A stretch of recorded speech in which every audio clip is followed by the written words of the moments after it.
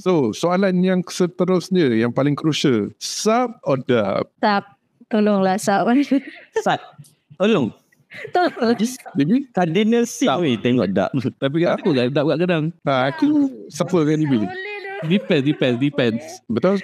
Aku rasa nak berbuih kalau telinga aku Tak, sebab engkau nak tengok action, lepas tu nak baca subtitle lagi macam penat. Kan? Penat kan? Ya tu. aku sanggup lagi baca tu. Kadang kau miss the action dia kalau kau baca kan.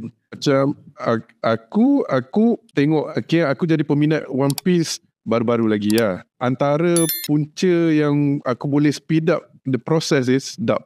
50-50 lah. Dub dengan sub.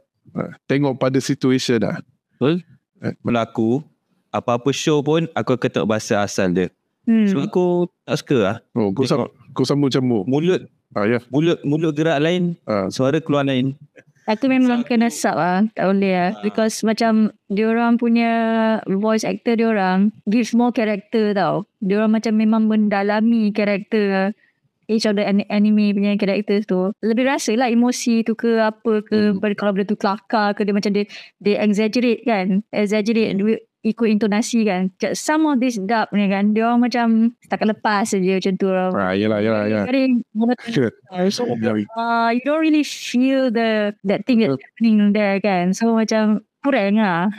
Kau dapat rasa macam dia orang tengah baca skrip and then record.